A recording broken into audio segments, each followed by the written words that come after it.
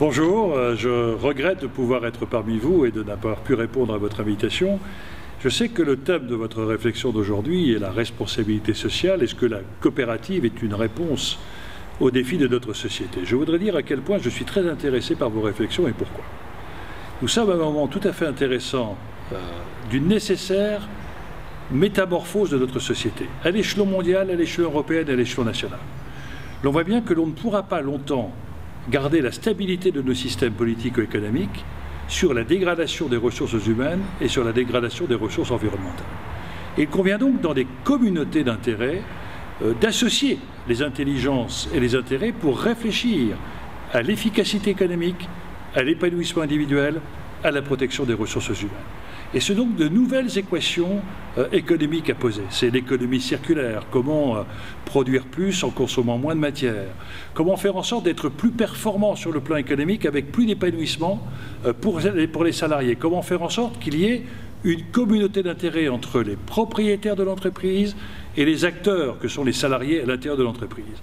Et l'on voit donc que le statut coopératif n'est pas un but, mais une réponse à ce type de problèmes qui sont aujourd'hui au cœur de la stabilité de nos systèmes. On voit bien que de permettre une affectio sociatis, qui était à l'époque le fondement même de toute entreprise, qui fait que le propriétaire de l'entreprise avait les mêmes intérêts que les salariés de l'entreprise. Aujourd'hui, on voit bien que l'appropriation par des fonds d'investissement ou des placements financiers font quelquefois que le patron est plus du côté des financiers que du côté des salariés. Et cette conflictualité potentielle peut être extrêmement préjudiciable pour l'efficacité de l'économie. Et donc je suis très intéressé au moment où l'évolution de la croissance va être ralentie. Et donc on aura à se poser la question comment, avec une croissance plus faible, garder notre bonheur de vivre, garder notre pouvoir d'achat. Il faudra donc que l'on ait la possibilité, je vous dis, d'être moins exigeant sur la performance et plus attentif à l'épanouissement, car les gens épanouis, heureux de participer à la construction d'un projet, pas consommateurs, mais acteurs de cette réussite collective au profit de leur réussite individuelle, donnera force à cette société de partage que peut représenter le monde coopératif. Si on regarde vers l'avenir, alors que nous sommes dans l'année internationale des coopératives, quels sont à votre sens les enjeux, les défis qui font face au modèle coopératif pour se renouveler? Comment doit-il se renouveler? Ce qui est intéressant, c'est que nous sommes effectivement pas en crise, mais en métamorphose. Et qu'on voit bien que la métamorphose, c'est d'abord fixer le cap du changement, mais aussi la conduite du changement.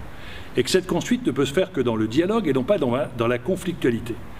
Et l'on voit bien que le statut coopératif peut être un moyen d'éviter la conflictualité pour être dans le dialogue, puisque les salariés sont aussi intéressés que les actionnaires à la réussite, à l'adaptation des coopératives.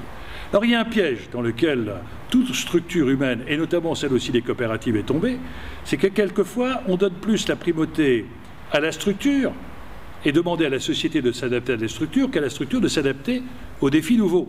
Et très souvent, on sait quelles sont les réponses que l'on doit apporter en matière de fusion, en matière d'absorption, en matière de construction de quelque chose d'un peu plus important, mais on n'y arrive pas parce qu'il y a des conflits d'ego, soit de président, soit de conseil d'administration, et on est sur le choc des intérêts et pas l'adhésion à une cause. Et donc ce que l'on peut peut-être dire, mais ce n'est pas uniquement vrai que pour les coopératives, retrouvons la capacité de grandir les peuples par la défense des causes, plutôt que de les laisser se déchirer sur la défense des intérêts. Le spectre est super large, les problématiques sont extrêmement différentes. Comment, à votre sens, s'y retrouver et en quoi, au fond, est-ce qu'au fond, le modèle coopératif peut fonctionner aussi bien dans des domaines aussi variés? Ce qui est intéressant, c'est que vous mettez la diversité des domaines dans lesquels le statut coopératif apporte un certain nombre de réponses. Or, pardonnez-moi, le statut de la coopérative, c'est comme la démocratie. Ce qui est intéressant, ce n'est pas les mécanismes, ce sont les valeurs que sous-tendent le système coopératif. Et ces valeurs peuvent être décuplées, démultipliées, déclinées dans un ensemble d'activités très diverses, puisque ces valeurs sont universelles. Et les valeurs, c'est quoi? C'est de faire en sorte que le gain soit un gain collectif, que chacun y retrouve un retour d'investissement des efforts qu'il a fournis, que tout pouvoir soit équilibré par un contre-pouvoir. Et là, il y a un danger, c'est quand ça devient trop technique ou trop gros, comment éviter que la technicité de la gouvernance éloigne la proximité de l'adhérent. C'est un sujet qui peut, par cette fracture, créer des tensions et des résistances, et d'être attentif à tout cela. Et donc, on voit bien que les valeurs de la coopération, capables de pouvoir redonner un pacte collectif sont aujourd'hui au cœur des défis de notre société. Nous risquons d'avoir, sur le plan démocratique et sur le plan économique, des réflexes suicidaires, comme le naufragé qui tape sur celui qui vient le sauver. Plus il faut penser monde, plus on pense village. Plus il faut penser moyen terme, plus on pense court terme. Plus il faut penser partage et collectif, plus on pense chacun pour soi. Et l'on voit bien qu'il faut lutter contre ces tentations suicidaires du repli sur l'espace, du repli sur le court terme, du repli sur ses intérêts catégoriels.